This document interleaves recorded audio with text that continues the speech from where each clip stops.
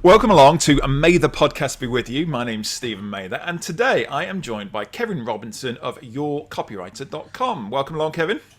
Hi, Stephen. I'm glad to be here. Thanks for having me. I'm surprised and honoured that you're prepared to talk to me. Hey, well, it's all good. Right, so first things first, Kevin, do you want to introduce yourself? Tell the world about who you are. Sure. Yeah. Okay. That's a complex story. When you get to my age, there's a lot of backstory, Like you said, I have a business called Your Copywriter.com, which, looking back, if there's anything about naming that I would change, it would be just how difficult it makes it when somebody says introduce your business, because you then have to you feel as if you're insulting everybody's intelligence to then go on and explain what your copywriter.com does. It's pretty straightforward.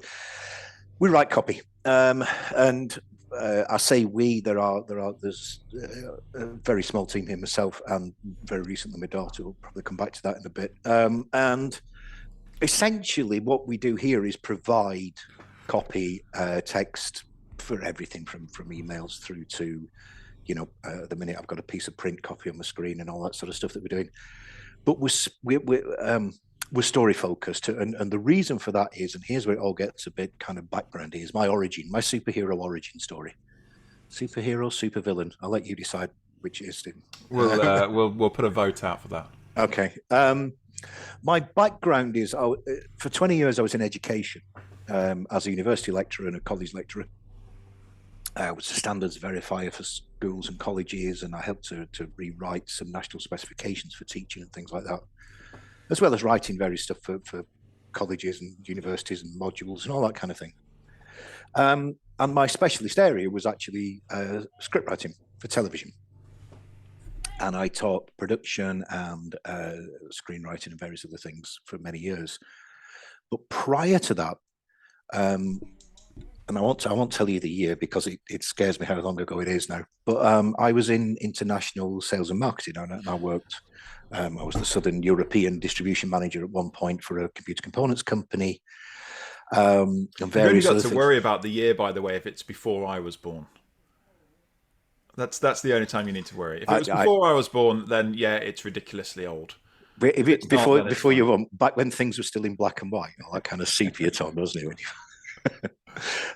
It was in the late 90s, and I was just driving into work one day, and I just thought, I don't want to do this. And I did, again, showing my age, I did a bit of a Reggie Perrin. I don't know if you remember the Fall and Rise of Reginald Perrin, but I literally walked in and just resigned and walked out of my old life as quite a senior person, doing international sales and marketing with the likes at the time of people like Dixon's Group and Ingram Micro and all the big distributors, and flying to Italy and flying to France and doing all the fancy life. So I stopped doing all that, and I've been a musician for many years, and I went back into education to learn to be a sound engineer with the intention of working in recording studios, and came out the other end as a video editor and a director and a screenwriter as a primary thing. So I did a kind of midlife, where most people have a midlife crisis. I had a midlife shuffle into a completely different career, and just it just sort of happened overnight almost. And there was obviously a switch that was flicked, but what was the driver behind? Or was there a number of different drivers that kind of made you go, well, no, do you know what? Enough's enough. I had to do this without it getting all very introspective and all very new age, But the truth of the matter is that I to put some ages on this. I mean, I went into the computer industry. My first computer industry job, we sold Amstrad 512s. So that kind of gives you an idea how long ago that is. That was the first home computer. BBC Bees and and all that sort of stuff, and I learned to program in BASIC and things. Yeah. And we were talking about the 80s, talking about the mid 80s, and you being a young whippersnapper, probably too young to remember young Mr. Mather, but I was alive in the 80s. Yeah, well, okay. I love how you're smirking about that. That's but it was a very greed-fueled time, and it was a very not going to be all new age about this. Nothing. It was a very greedy time, and it was a very money-driven time. It was a very success-driven time. I've only just recently learned that Yuppie was an acronym. I didn't know that. Young, upwardly mobile. I can't remember what it is now, Yeah. but yes, it was an acronym. Yeah, Yeah, I didn't know that. I was one of those people. Mm. I had one, very early mobile phones. I drove around in a big car. I used to fly to Milan for the weekend. Go on the Thursday, see a client, come back. But very and very career driven, very success driven. Lived a life with people who were, in fairness, pretty unpleasant people. And that was what I believed was right, and I was entirely wrong. And one morning, I just suddenly realised that. I was driving down the motorway, and I just thought, "What the hell?" I was just coming up to the Oxford services in my great big twin cam Mitsubishi Galant, desperately trying to keep it under the speed limit. In second gear. In second gear, yes, absolutely, yeah. And as I was driving out, and I just pulled into the services, and I sat in the car park, and I thought, what am I doing? I worked in the computer components industry, microchips, memory modules mainly, some stuff, microchips and things. And I just thought, my job is pushing rarefied sand around Europe. That's my whole existence. That's what my job does. And I just suddenly felt pointless. I just suddenly felt as if I'd done nothing with my life, and as if nothing mattered. And then I started to think about the way I treated people and the way I behaved, and who I was as a person. And my boss at the time was, in one of the jobs I had, was probably one of the 3 most unpleasant people I've ever met. And that was the ideal. And I just decided I'd had enough of it. So I walked away, literally walked away. I mean, and when I say walked, I mean walked, because I had to give the car back. Yeah. So I literally walked to the train station, no idea how to get back from there. Yeah. And I was earning good money that I was spending every month without, it being any use. I'd just blow it all on, keep maintaining the lifestyle. It was whatever it is. Yeah, there's always something to blow the money on, and there's always something that's a more expensive version of the thing that you were blowing money on. When you get some more money, you can blow some more money on the more money thing. Totally. And career wise, I saw the great example of it that really resonated with me recently. And somebody said, I think it was Steve Bartlett actually said, the only problem with wanting to reach the top of a mountain is the only thing you see from the top of that mountain is the bigger mountain. There's no sense of achievement anymore. And I was very much like that. So I'm pleased that Stephen Bartlett's doing okay with his podcast after he spoke to me for some hints and tips about how to do a podcast. He seems to have settled down and sort of found his niche, doesn't he? He seems to be doing all right. He does. You still occasionally see him write, ask Stephen Mather on something when it goes badly. We were saying earlier, sometimes you just need to spend some time with people, don't you? And he's one of them. It's a little bit of a kind of a drain, to be honest. Keeps getting in touch. Is he? Yeah, I'm not lending him any more money. He means well. I'm tired of him borrowing money off me, frankly. So is that what it is? Is that what it is? Kevin, you mentioned a couple of times, sort of the words that you said is like, without getting too sort of deep or spiritual or something along those lines into it. So was there, to get to that point of going, do you know what, I've changed, were you doing reading at the time? Were you kind of, looking at different philosophies of life or anything like that was going on sort of behind the scenes? I'm okay. The spirituality and so on is a subject I generally kind of try and avoid, to be honest, even because it's. And then you speak to me, and then I speak to you. Yes, yeah. But you're an example of the reason why you don't. I was trying to think. That sentence got away from me. Then I was trying to say it's the opposite of the reason. I'm quite happy to talk to you about it. And there's a couple of people who I quite happily, even though we have very different views on this. I think there is you have a mutual respect that a lot of people don't when they're particularly fixed on a path in life. But in answer to your question, no, not really. I mean, it wasn't. I guess there's a thing. I remember when I got a birthday present once from a friend of mine, Kim Harris, a lovely girl, and she made me a kind of wallet, and on the front was stitched the words "corporate hippie." Um, and I think I just reached a point in my life where the life I was living and what I was doing grated against who I was. Does that make sense? You know, do you see what I'm saying? It's like, you kind of and people do this, and I think I did this at points in my life as well. You play the role that society expects from that person in that role. yeah, And so you're there kind of going, well, here I am in a high-tech industry selling computer chips. I like, if I didn't do it like this, then people would go, well, that's a bit strange, it's out of character. yes, And so you put on the hat, play the role, and say, hey, look, I'm a cool, trendy, chip guy. Yeah, let's go Milan. Have a cup of choo-choo and everything like that. And you, yeah, there's then a dichotomy between actually who you are in real life and who your role is, and you can't keep that charade up. It was funny. I wrote.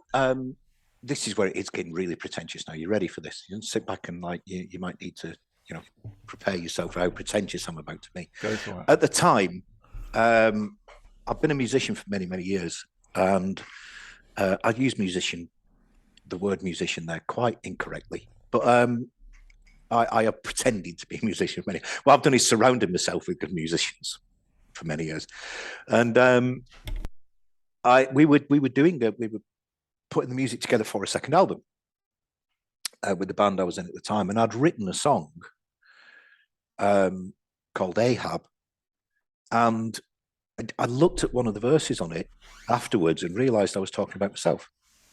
Right. That I was talking about my life, and it said, and the lyrics were walking all around in a clean swept town, with his shoes all polished and his collar clipped down, and the rest, and it was all about the futility of that kind of life, but ironically, I mean, it'll give me a show, and speaking of music, I guess John Lennon's Watching the Wheels is on a very similar thing, where they, when he retired from music, where people said, "Don't you miss the big time now? You're no longer on the ball," is one of the lyrics in there, and it was people saying, "But you're successful," but I wasn't successful. I was making money and driving around in a fancy car and flying to Milan. I wasn't successful, not by any definition that I thought was meaningful. In your own mind, you kind of, well, I'm not successful because you're looking at someone else and going, well, they are successful. Is that what it was like? No, I think I would very happily tell people at that time, gleefully tell people how successful I was. Right. And in fact, I'll give you an idea. One of the great regrets of my life, and I've been trying to find the guy ever since to apologize, was a very old friend of mine, probably not anymore, but from school, who was one of my very few close friends, managed to get in touch with me and sort of contact him with his pre-internet days, actually. And I arranged to meet him. And I have to be honest, when I met him, I was, because of the life I was living, I think maybe this was one of the catalysts, but basically I was just an arrogant, I was going to swear then, but I decided not to at the beginning of this show. So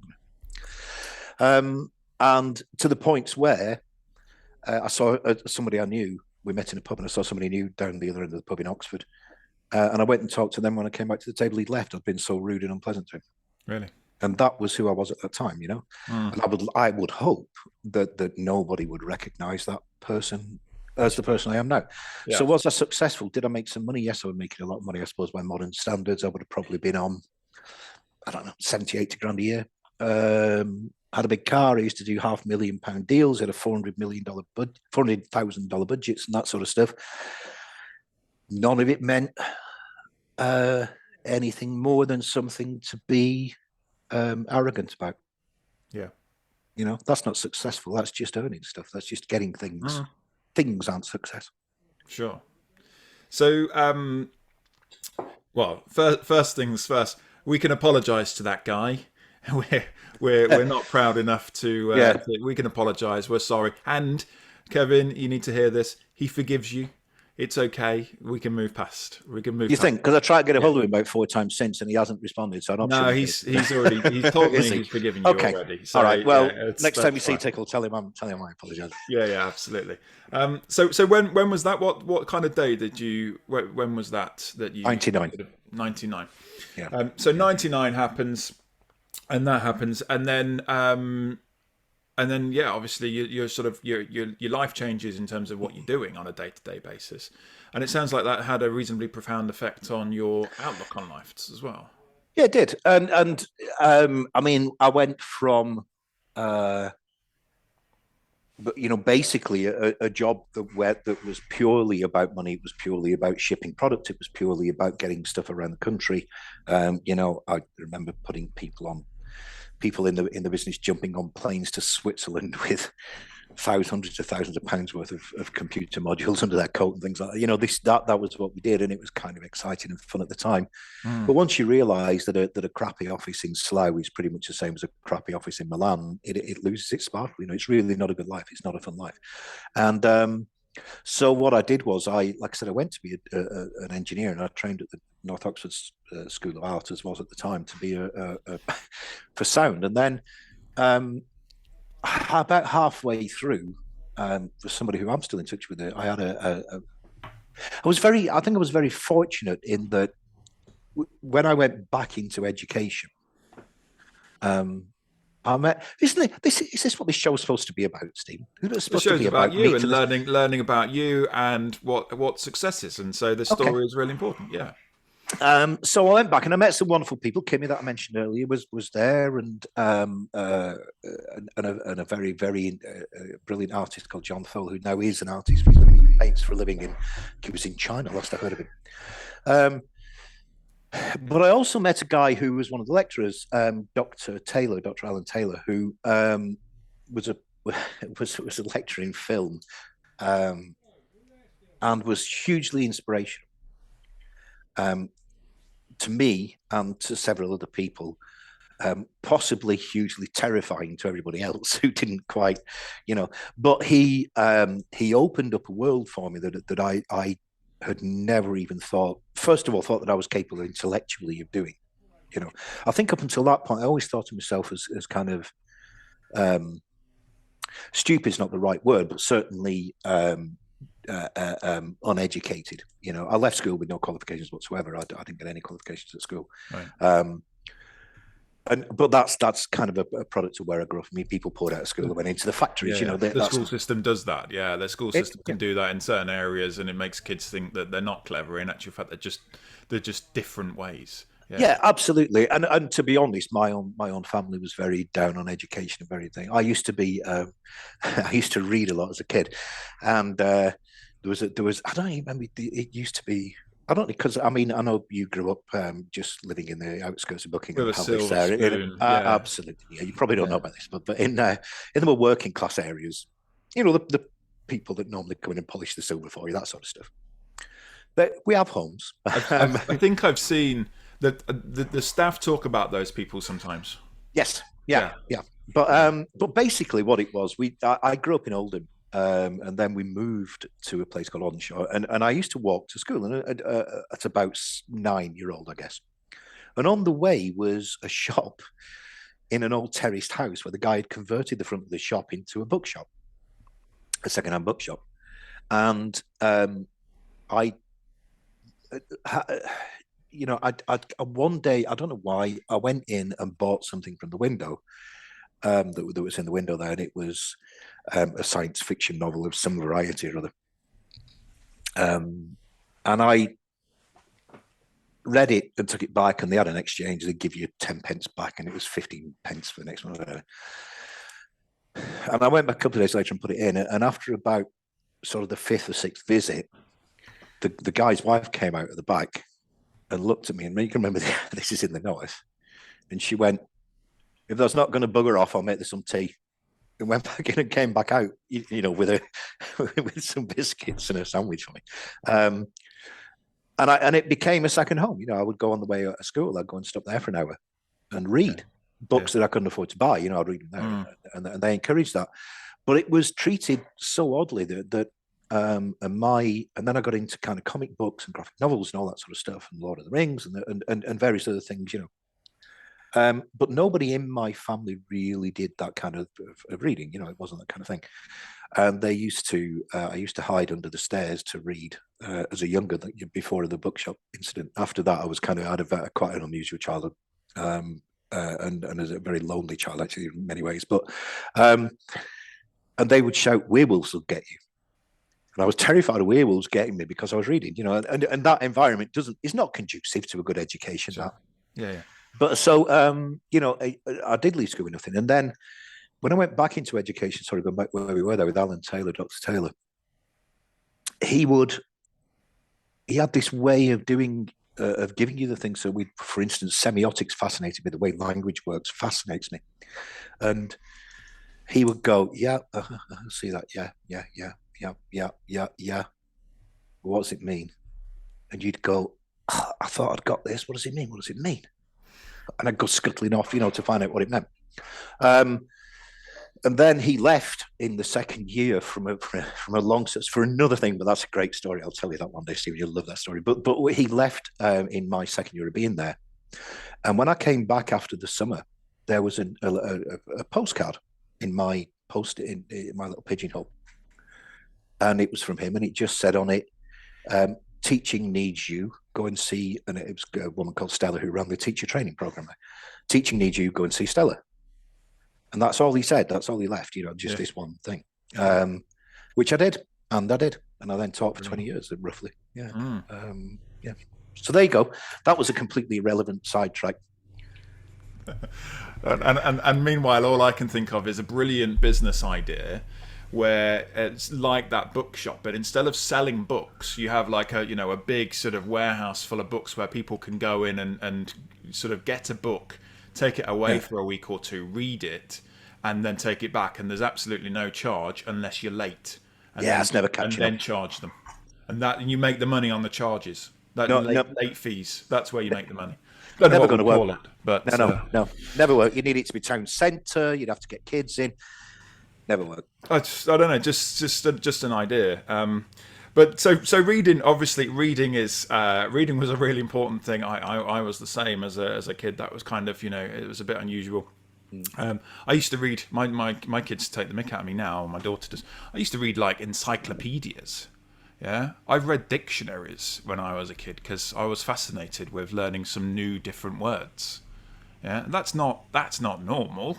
That's not what normal people do. I tend to agree. Yeah. But it kind of comes away, and your mind's expanded, isn't it? And that's the whole point. It kind of learning something new and expanding your mind. So let's skip forward 20 years. You've done your teaching, and then you think, do you know what? Actually, I want to start a business, or want to kind of get back into it. What was that?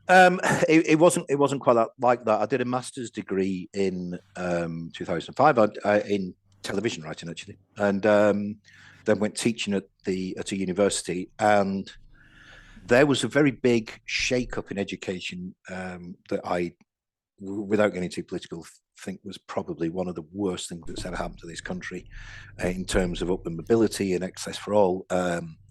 When we stopped making education about education and start making it about how much money the institution could make out of the education. Yeah. But we'll skirt. Let's skirt around that before I rant. There was a very big shake-up within education, and there was a kind of period where, through redundancy, teams were streamlined. And I don't know, how long does a non-disclosure clause last on average? And you're a lawyer. However long it says in the clause. Oh, in that case, it was all very amicable. No, but there were a lot of redundancies in the thing, and I was kind of offered a route that I didn't think was suitable for me, or redundancy, if I wanted to take the redundancy, so I took the redundancy. Yeah. So we went into business at that point. Primarily my life up to that point had been about video production, and as well as the academic side. My academic side was television. My particular area was narratologies of British science fiction. would you believe, was my particular area. And published on that very subject. Believe it or not, somebody thought that was worth putting in a book. So what's even better? What's probably even better is that you've been a footnote in someone else's essay or dissertation. Yeah, I do. But it did give me. I've been published 2 or 3 times on kind of things. Once on television show Heroes and the relationship of the characters with time. This is the arrogant bit coming out now, isn't it? I've been published a few times. 2 or 3 times. Yeah. So it is coming back. It's 20 pages. Peer published and yeah, very well received actually in academic communities. But I did get an absolute pleasure because of one of the bits of publication when I was a lecturer. I got to meet a hero of mine, and if only through interview process, but I did get to meet a hero of mine, which is Peter Hammond, who wrote a show called Sapphire and Steel in the 80s, which terrified me as a teenager. It still does in the right circumstances now. But so I did that, but that was 2013. I got made redundant by pure chance. My wife was in a kind of a flux thing as well. She was looking at it. We talked about her opening an events company. Her background, Christina's background. I don't know if she would like me to tell you this one. She's a very successful digital marketing person these days. Sits on trains going, I'll see you.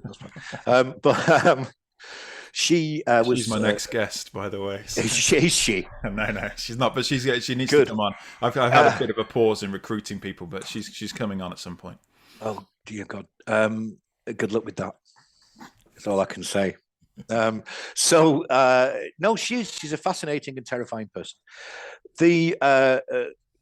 But she was kind of a bit of a pivot point, and I think she maybe admit now she's quite low in her life in where she was going and what she was doing, and obviously it was from my point of view quite a low point to be leaving education because I loved it. I really did, and I know it's a cliche, but I loved it because I'm still contacted by students who remember things that we did, that have helped them, that did. And it sounds such a cliche, and I know I do try and cultivate the grumpy northerner thing as a part of personal brand, but you know what? I genuinely look at it. If there's anything I'm proud of, I helped people. Yeah, I did. And as I'm saying that, I'm thinking, well, shut up, you pretentious sob. But we did, and that's what we did. We helped kids. We helped kids that had failed in school get into universities, and anyway. So we talked about her opening an events company and me dropping my contract down to maybe a 0.4 and doing the video for the events company. And then I got made redundant. She started working at Green Umbrella, which she later bought. So I ended up with the company that was almost accidental,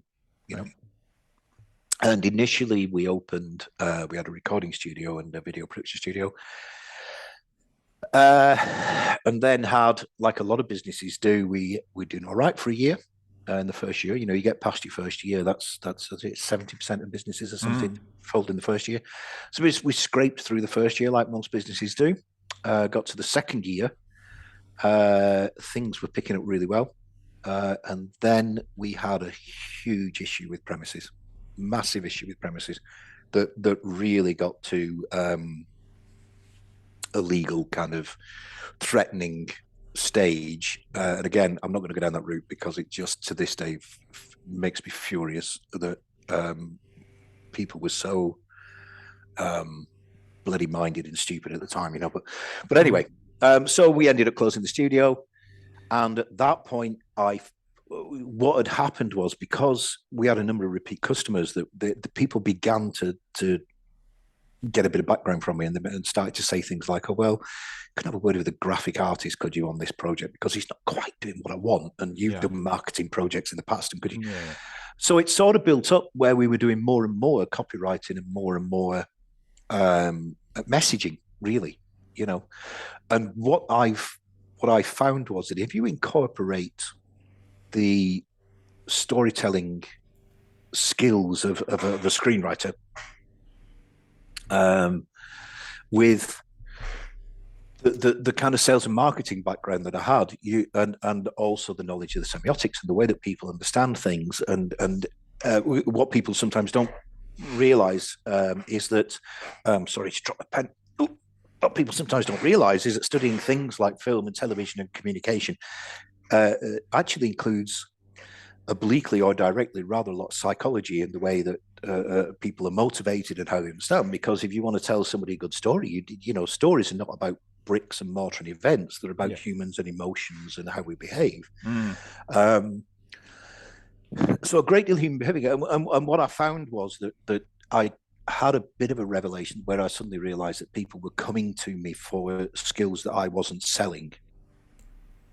They were by default were coming to me to message properly, to understand their clients better, to understand how they could speak to their clients better, how they could reach their clients better, regardless of what media that was. So we started to do more and more in the marketing and a media asset type, the content type of thing. The only thing we didn't really get into was social media for obvious reasons, because that's my wife's area. Stealing your partner's business, by the way. That presumably is a pretty much a no-go area. It makes Christmas dinner difficult. Yeah. Oh, I've picked up a new client, by the way. Yeah. You know them. Yeah. So I don't do social, partly because I'm not, and partly because I genuinely think social media is a very, very specialist area. Sure. It requires a great deal of thing, and unfortunately, it is an area with a lot of charlatans in, and a lot of people who really think it's easy and they can do it. It's actually a very, very difficult, very specialized job. So we got to that, and then that was with 13 Media, which is still alive. That brand is still going, and along came COVID. And when you're a video production company, COVID made life really very hard. Yeah, because there's decent zoom lenses, but it does make it hard if you're not in the same room. Yeah, totally. I mean, and it was clear that it was going to be impossible to carry on. Yeah. We were a small, limited company, so of course the help was very limited compared to if you were self-employed at the time or whatever. There's very, you can have a little bounce back loan, but it wasn't the end for that side of things, because it's now obviously starting to come back. But or it would if I was prepared to focus on it, which I'm not. But it wasn't the end of that, but it did make me look at it, and I did some maths and suddenly realised that in actual fact 70% of the business was copywriting anyway. Right. So we became Your Copywriter. We kept the old brand in the hope that when COVID finished, we would resurrect it. We at the time, like everybody, thinking, I'll give it 2 or 3 months. In the meantime, seems reasonable to take a look at this. And then COVID went on and on and on, and the social distancing, and it just it was so difficult to shoot. So we launched Your Copywriter as a separate thing, and what I began to realize very quickly is that all those skills, those storytelling skills, the script writing skills, the marketing, that understanding of how people behave and how they are, what motivates them and all that sort of stuff. Actually, I could pull that together very, very well. Yeah. In this product, and I can genuinely give people a product that they need. So we know what wasn't success to you back in sort of 90s, looking at that kind of the arrogantness and the money side of things, and we know what you deem to be that for you wasn't the definition of success. So what is? Have you kind of worked that out now? I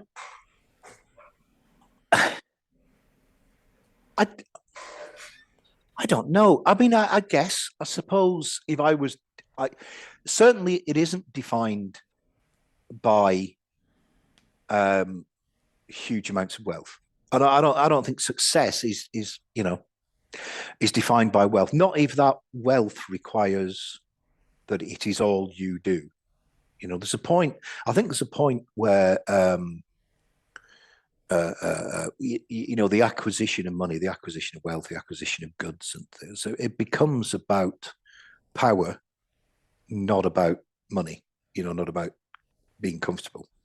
Power? How do you mean power? I remember somebody telling me a story about. I feel actually I've got I may.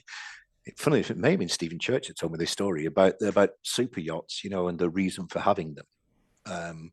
And one reason why people buy these super yachts and become incredibly wealthy is so they can trap people around in a single place for a period of time to dominate them, to be, to just show how wealthy they are. Right. I think it's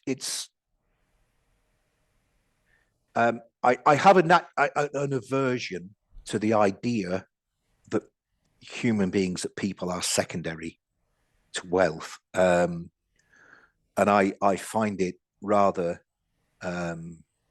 difficult to deal with.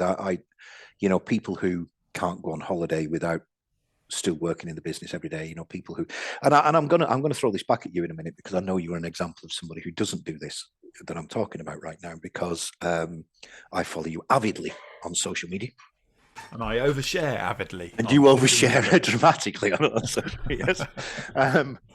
But I mean, I think there is a thing there where if you can't be okay, so a little bit spiritually, and I know you and I are not polar opposites, but we have very different views on what what life is about, and I respect yours and hope you respect mine. But I'm a very much practicing Stoic, and one of the basic principles of Stoicism is accepting that amor fati, whatever happens is going to happen to you, and you have a choice. You can react to that badly, or you can react to that positively.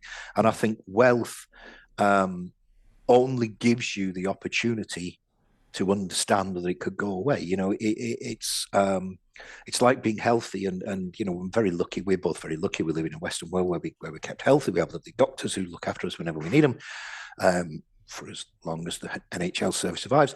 And I think if you don't recognize how lucky you are with that, then you can't be wealthy.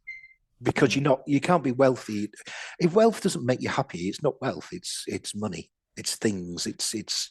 So I saw a quote recently, and I forget exactly what it was, but it said, "Being rich is about having money. Being wealthy is about having other things, such as time." Yeah. And that's the kind of thing I don't particularly like the either of them, really, because if your definition of success is related to money or wealth or whatever, then that still for me doesn't feel quite right. And I'm getting the sort of the uncomfortable juxtaposition for you, which is like, hey, look, you need money. Zig Ziglar says money. It's not the most important thing in the world, but it's as close to oxygen as on the must-have scale. Yep. And so people do need that. But if that's your scale for judging success, then it seems to be off. In my book. And I don't have any, totally. And I don't think there's any doubt about the need for wealth. And I think right now, for many people, it's probably the first time they've ever been in a position where they're looking down the barrel of a recession, and fuel prices and all that sort of stuff. And the first time people may be looking at this and going, "Hang on, I may not actually have enough wealth. I may not be comfortable." But there is things that okay, so to happiness is wealth. All right, yeah, okay, of course it is. To be happy is important, and to be happy is it. Bhutan that measures its national success by how happy its people are. So happiness is important, and I think you can be happy. And we mentioned Steve Bartlett earlier, actually. He said something very good about this. That he said when he sold his business for 200 million. Floated on the stock exchange for 200 million. Yeah. He felt nothing from it. And then he tells a story about how when he dropped out of university and various other things, and he was living on the bread, literally squatting in a house in Moss Side in Manchester, which, if you've ever been to Moss Side, it's a remarkably dangerous thing to do. And he went to a local pizza place with no money, and he realized that they hadn't cleaned down the back of the seats, and he tells this story about finding this money and how happy he was to find all this spare change. And that made him happier than selling a business for 200 million, Yeah. And then suddenly he was happy because he realized that the looking down is more important than looking up sometimes. So, looking at where you've come from and what you don't, what you have rather than what you need, it makes you happy. And I'm sure, don't you quote scripture at me right now, because I can see it going through your head that you got to give me some. But it's, I mean, and that is, this be happy, be contented with what you have. There's nothing wrong with wanting more. There's nothing wrong with wanting extra. But if that's your whole life, is to want the next thing, like I said earlier, to get the top of the mountain only to see another mountain that needs climbing, it's incredible. It just seems to me incredible poverty to do that, because all you have is numbers in a bank. And I know people have very large bank accounts and no life, and think, well, what did you use it for? What was it for? And they say, oh, well, it's a legacy for the kids. And you think, you haven't seen your kids for 2 weeks, And I think sometimes people are like sort of cash rich and life poor, I guess. So what would you, or what do you, or what would you do with your time then? You obviously sort of get to that point and go, you know what, actually making all this money is not something that I want to do or need to do. Yeah. And instead, these are the things that make me happy. What is that? What does it? Well, I have a son out in Thailand that I haven't seen for a while because of COVID. I would love to go across and spend some time over there, and spend time with him. He's hilarious and wonderful, and I haven't seen him for a long time. We keep in touch on Messenger and things, on Facebook Messenger and stuff. I have 2 grandkids, and if I'm being honest, would I rather be talking to you or spending time with Andrew Monster and Lala Baby? No, you'd lose every time, mate. I'm sorry, you're a lovely chap, but you're not as much fun as Andrew Monster is. I've got Bella, my daughter, she now works. She started college this year doing film and television production. That apple didn't fall particularly far, in fairness. And she works for me now. When I've got work for her, and at least sort of a day a week, she sits in here. She's got her own desk, and to have her around me is wealth. To have brilliant parental pride aside, Bella is a wonderful person. I don't know if you've ever met her, but she's an amazing individual.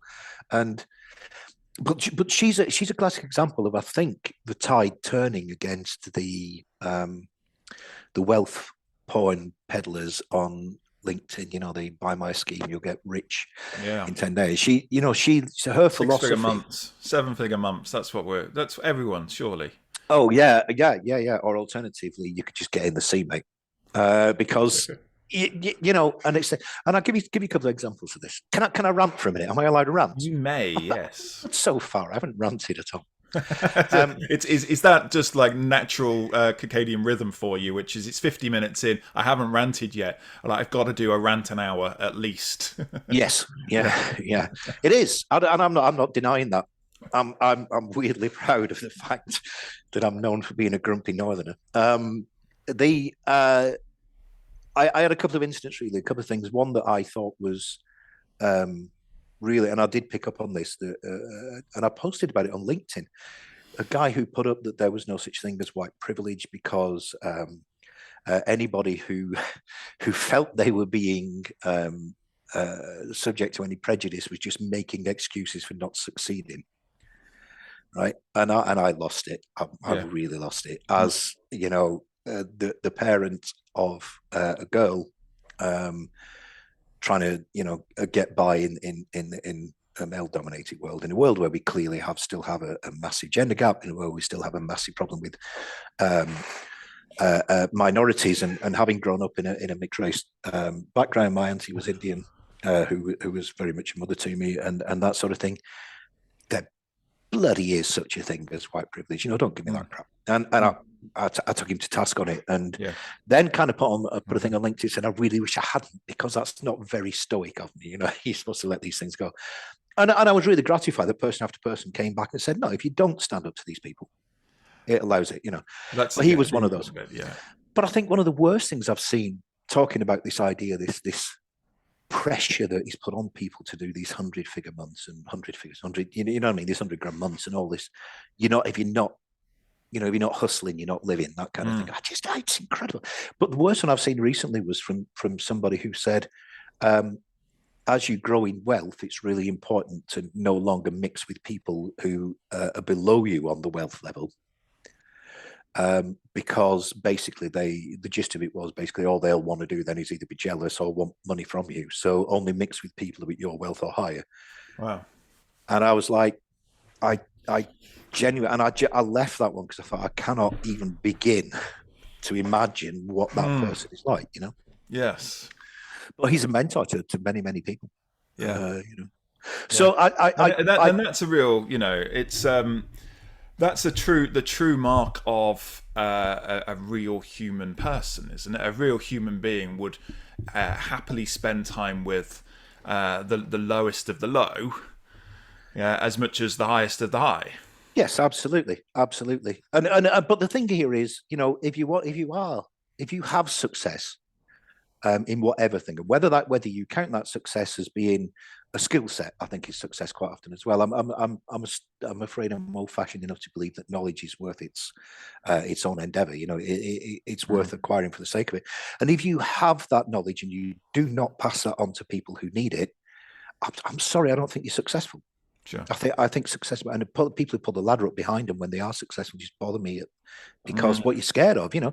Yeah. But I'm gonna turn this around on you now, because I know for a fact that you very, very, very carefully arrange your life so that your part of your, obviously your measure of success is spending time with the family and spending time with the people that you care about. So, you know, I think we're probably singing from the same hymn sheet here, although I am jealous of your food, by the way.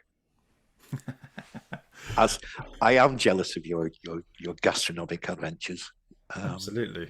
I did post this, and I don't know, you know what things on the internet are like. I'm going to show it up to the camera. Hopefully it will be able to pick that up.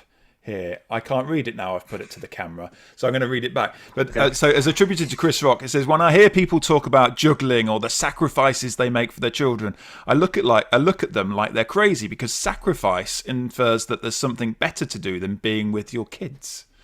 And that for me is it. I've told this story a few times now on these podcasts, but one of the big drivers for me was having around about a 50-year-old woman leaving a job as a director of a retail business that sacks women of a certain age, and I said, what are you going to do next? And most people, when they're about that kind of age and about that kind of level, they go, well, I've already got something else lined up, you know, because they're networked and they know who they're, yeah, I've already got something lined up. And this woman turned around and said, you know, I'm going to spend some time with my kids because I don't really know them. And I can't remember the exact ages, but like, you know, they're 12 and 9 or something along those lines.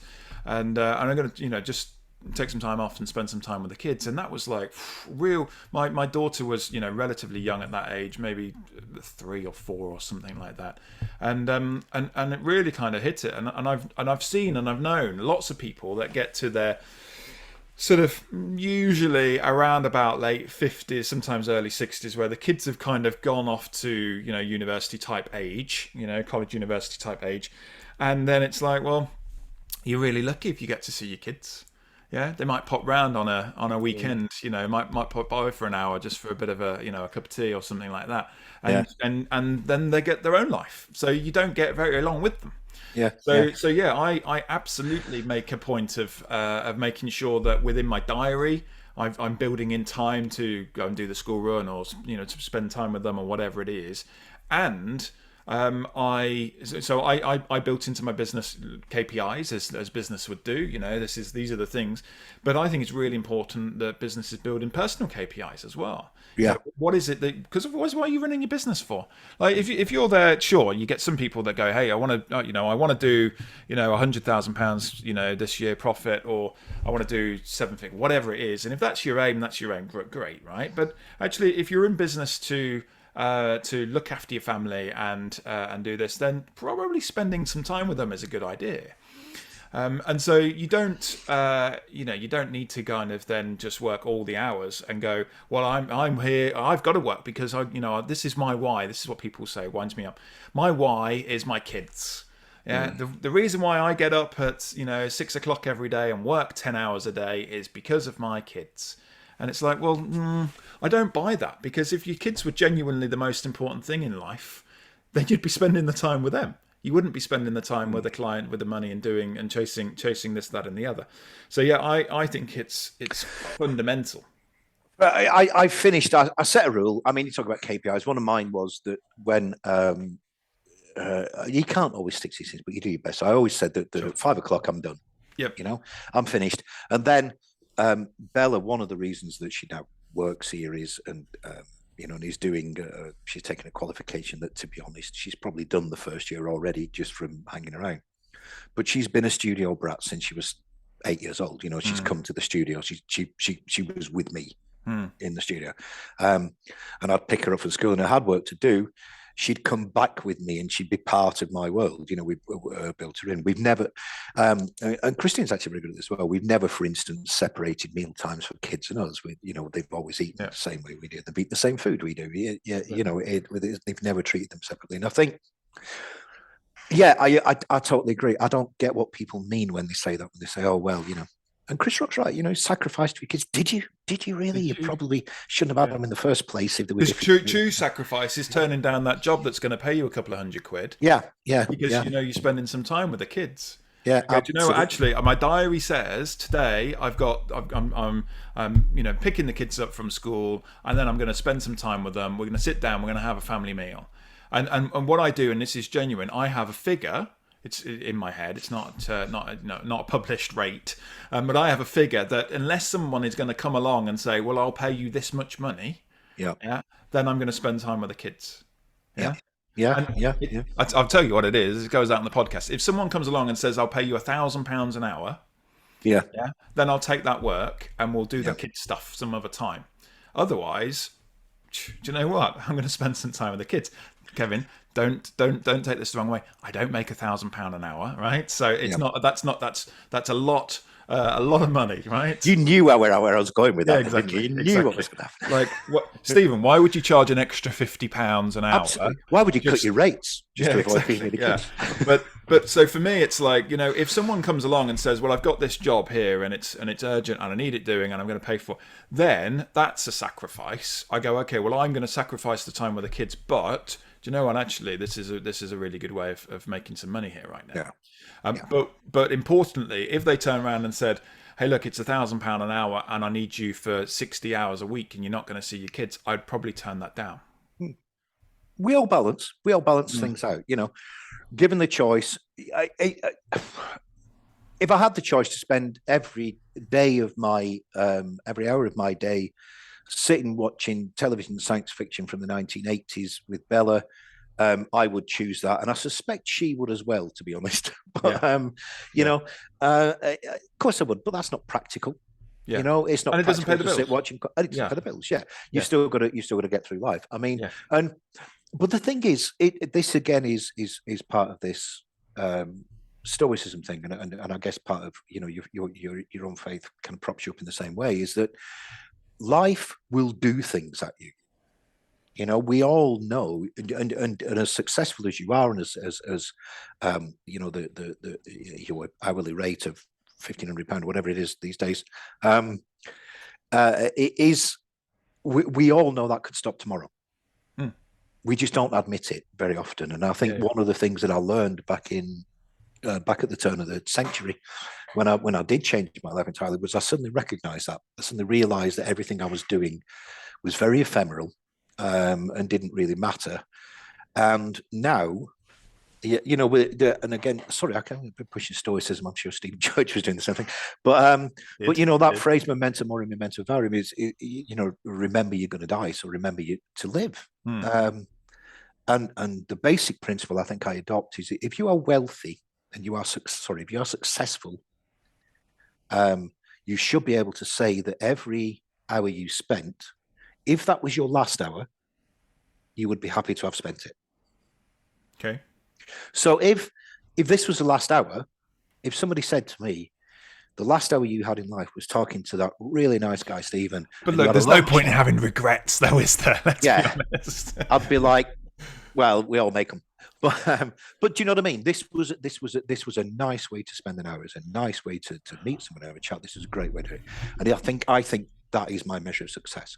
If you can look back at every bit of the life that you spend and go, that hour was valid. It ticked a box, it said I did something okay there.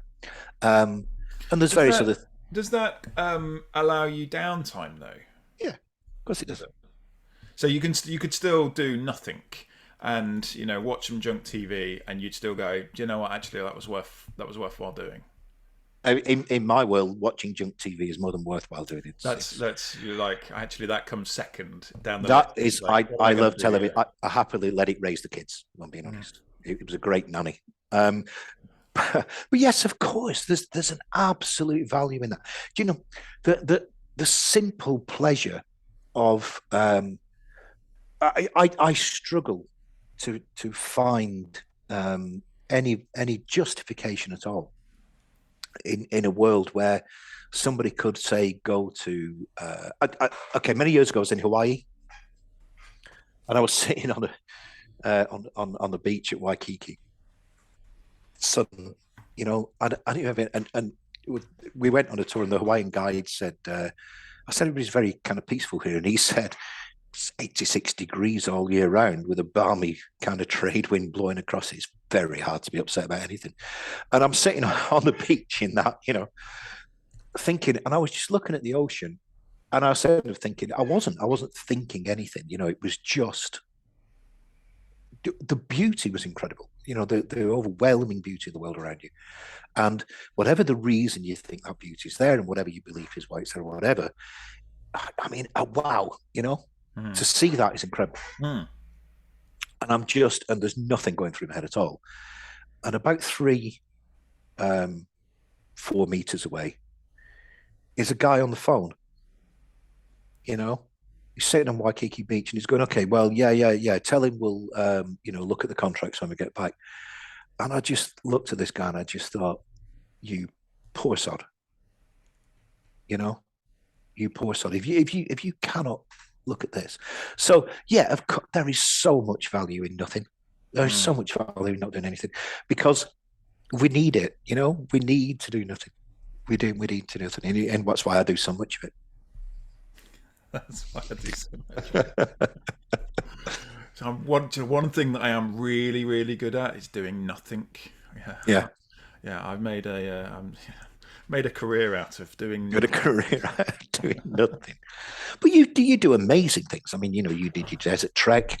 You put up the stuff you're walking on. I know for a fact that if we dug, I say I know for a fact I'd put a pound on it happily. That if we dug into your life, we'd find all sorts of things that you do that we know nothing about that just benefit the people around you because you're that kind of person. You're just that kind of nice guy. And if you live a life where you don't do that, what is it? Last night my daughter asked me, a friend of hers missed the last bus home. I was tired. It was the end of the day. We were studying Tesco's trying to find something for dinner. And I'm thinking, what cooks fastest? Because I do most of the cooking in the house. I say most, I mean all. And I didn't want to do it. I did not want to get back in my car thinking, I'm not even sure how much diesel I've got. I'll have to stop and get some. And I don't want to do it. And I just, I didn't want to do that. Mm. And it would have been easy. Bella said, please, I understand you're going to say no to this, but she is stuck and she can't get hold of her mom and various things, And I did. I went and picked her up. Of course I did. But why? And I just, if you were capable at that stage of saying no, I don't want to be that person. And back in the 90s, we were talking about, I was that person. I would have said no, Mm. And I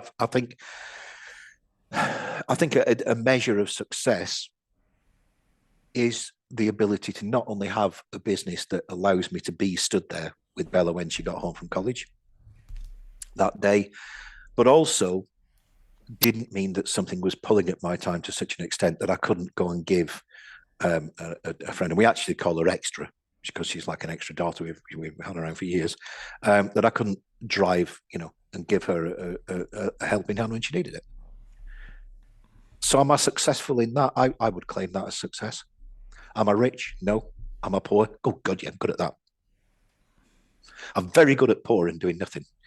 I wonder if those two things are linked. Do You you see patterns. Yeah. Like in making some notes to that, and without wanting to put words in your mouth because you didn't actually say it, but Is it along the lines of putting others first? Because that's a kind of a common phrase like, oh, I put try and put other people first. Is it something along those lines? It's not. It didn't sound quite like that. No, Like having time for other people. So it's not necessarily first, but having time for other people. it's having. I mean, certainly, probably having the time to do. I'm not suggesting. I don't. And as much as I admire it, I've had a friend who spent many years in Malawi getting amoebic dysentery, helping people who desperately needed him, and that sort of stuff. And I've nothing but the highest and absolute awe of people who do that kind of thing. I couldn't do what you did in the desert. It's incredible. I couldn't. Yeah, I know. I did. It wasn't nothing. Yeah, it was nothing. So, but I would know. I couldn't do what you did, but what I can do is the things that need doing, and I think I think we have. It's more than a thing. It's an obligation. It's a duty. It does no harm. The guy who's don't tell Christina I was nice about it. Okay, it's really important that you don't tell her I was nice about it. But one of the things that she does that I find absolutely inspirational, if she stops in, I think it's the Premier Inn in London, she quite often goes to central London. She comes back through Euston, and there's a homeless guy sits outside the station that she passes every day. And on about the third time she passed him, she'd had one of these delivery breakfasts that they'll drop outside your door, which is, a bottle of orange juice and a whatever it is, croissant, whatever. Mm. And she wasn't going to eat it. So she gave it to this guy. From there on, every time she stops there, she gets the breakfast to give to the guy as she goes past, right? Probably, I don't know, cost her £8 to buy 10 quid for the breakfast, whatever it costs for her to do that. But the point is, she doesn't have to do it. She could hurry past. She could ignore that guy. And from his world, it's. I'm not saying that it changes his life. It doesn't. He gets a bit of breakfast that he didn't expect now and again. She makes his life a little bit better. I'm sure, there is a thing, isn't there? They call it the reward principle, reward response, where if you are good to people, if you're good to other people and you do good things, it makes you feel better. Yeah. You feel, physically feel better. Mm. And it's a physiological response. We're not talking about any contrived thing. Your brain produces loads of dopamine and makes you feel good. So Christina gets, this breakfast that kid, and I a little thing like that, you look at that and you think, actually, that is far more admirable than many, many people who do a grand, ball every year to put on a throat. But they're doing for their own self-aggrandizement. It's just a little thing. She probably never mentions it to anybody. She just does it. There's a lot of that kind of virtue signaling, isn't there? That's that. It's one of those things. And you've mentioned a few times like scripture and stuff like that. One of the things that I get, it says, don't let your, can't remember which way around, don't let your left hand see what your right hand's doing. Right. And that kind of actually is important. You're not doing those things to go, hey, look at me! I kind of look what I did to her. This poor guy. Aren't I amazing? That's not the reason. If you're doing it for that reason, you don't have the right heart for it. You're not doing it for the right reasons. And it is something that it should be kind of kept to yourself really, and do it because you want to do some good. I believe it's a duty. I genuinely think it's a duty to do, a small thing here and there can make a big difference to somebody's life and make things better for them. And choose your own. Choose what makes you happy. I have charities that I'll happily walk past when they shake a tin at me, and charities that I'll put £1 in when they shake a tin at me. I find some things very difficult to deal with. I think while we have, people, human beings, children, people,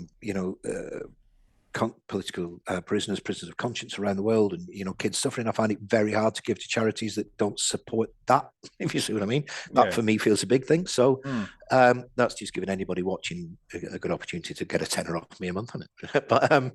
But choose your own, choose your path, and if you are successful, I think if you define what you, come back to your main theme here, I guess, define what you think is success. Money is going to be part of that, of course it is, because we need it. Money can be exchanged for goods and services, as Homer Simpson says. You need money, but there is I think a hope coming up for us all. Let's be honest, our generation, not us individually, but as a whole generation, got a dumpster and set fire to it, right? Then we threw loads of old tires on it, and then went, that dumpster's on fire, and walked off and left the next generation to deal with the crap that we left. So coming up with this what we idly call Z-Gen. And I find Bella incredibly inspirational to talk to, because first of all, she is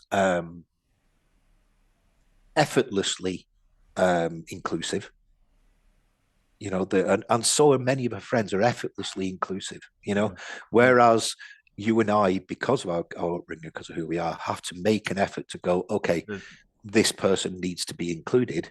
They do it effortlessly. There's no thought behind it, which I think is such an admirable trait. It's what we all talked about in the 70s, where the world was going to go. Secondly, about it, she is ambitious. She wants things in her life, but I think she has this principle that I would describe as, she wants enough and a little bit more to make life good.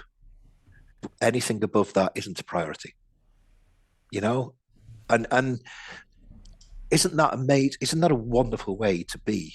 To look at the world. And when those guys are on there and saying, buy my scheme, and you'll be on 100,000, and they're working 8 days a week to get that done, and 100%. And there was one the other day said, if you're not putting your business above your family, then you're not running a business, you're running a hobby. Mate, get in the sea. Those people, I think, I genuinely feel about to face a bit of a backlash with this. Everybody must have a side hustle. You've got to be entrepreneurial all the time. You've got to be 24/7 entrepreneurial. 10x. I genuinely think there's a backlash coming. I think the Z-Gens are rejecting them.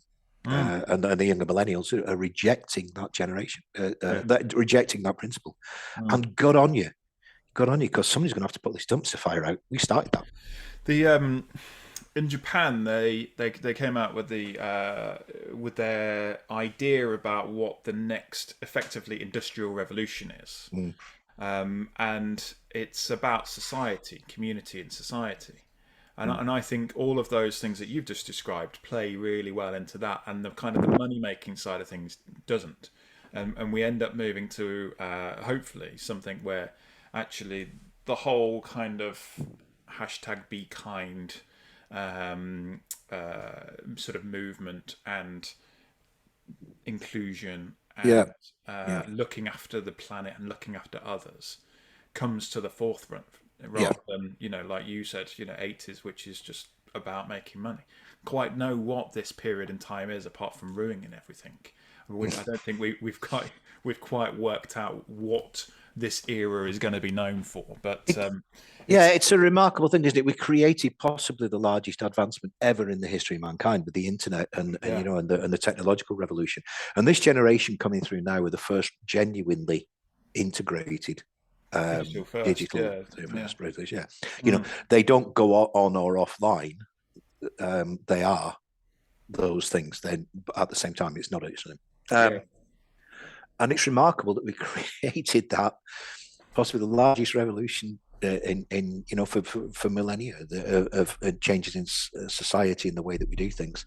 And we used it to play videos of cats and created the horrors that is influencers.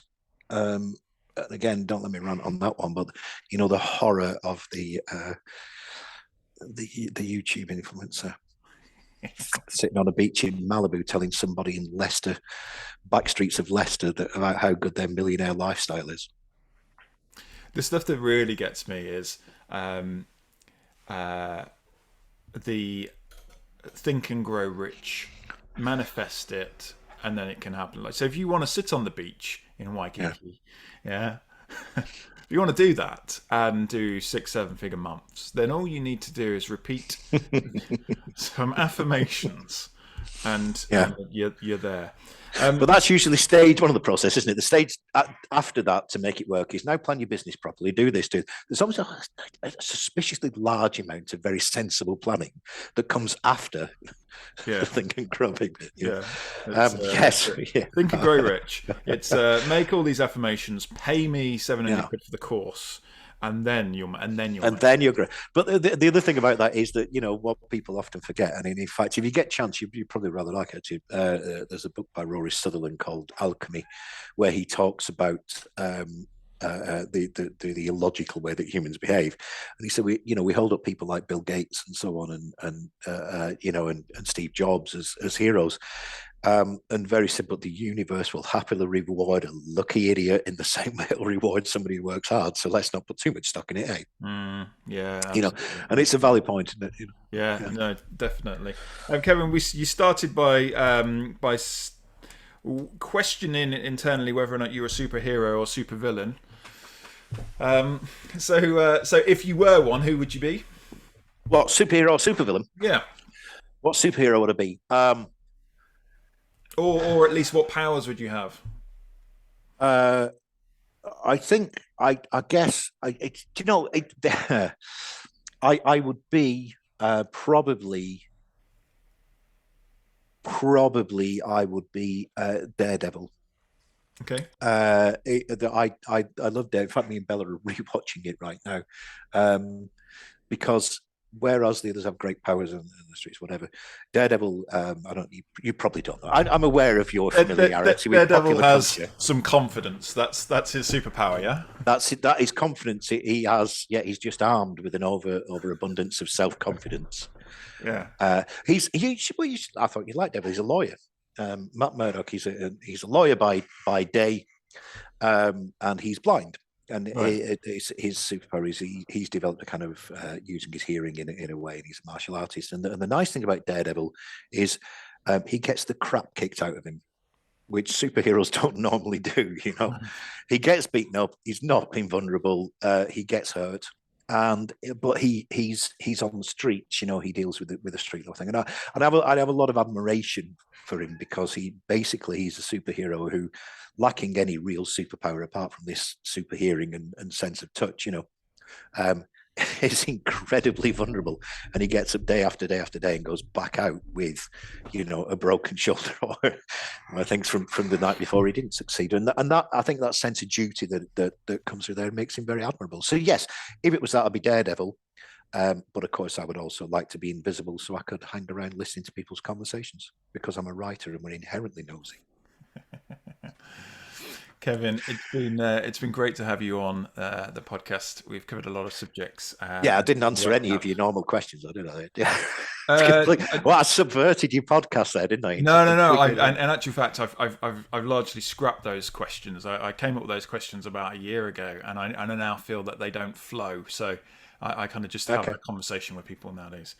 So it's fine. But we've kind of covered a lot of points about what success isn't and what success just kind of look like. Yeah. And there's some really good points here. And you kind of come from a point where success isn't about money.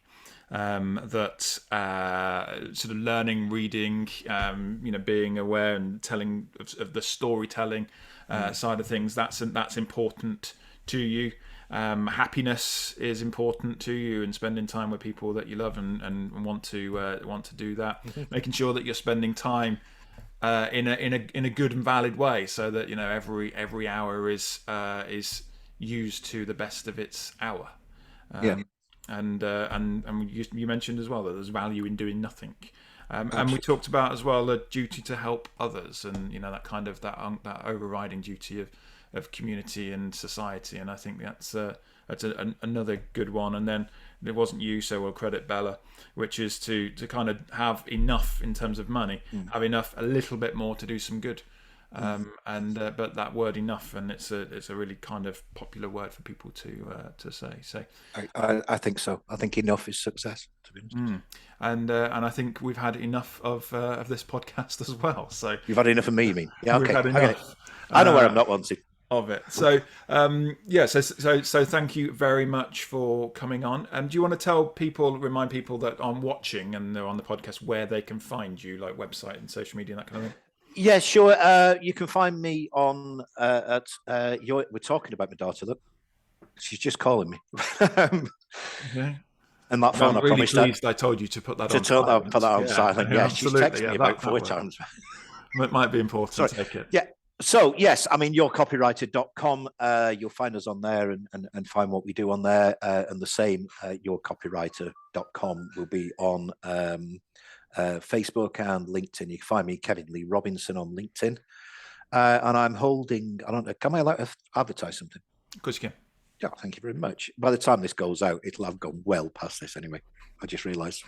But I do some face-to-face training on copywriting and screenwriting, and blog writing and things, which I've got coming up on the 17th of October. But this will have never going out before the 17th of October, is it?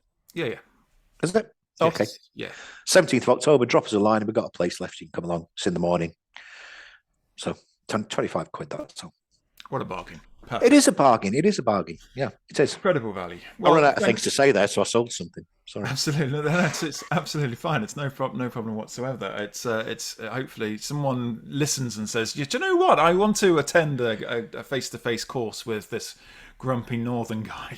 Seems unlikely, but all right. Kevin, thank you very much for coming on, and we'll speak soon. It's been an absolute pleasure. Thanks for having me. Take care.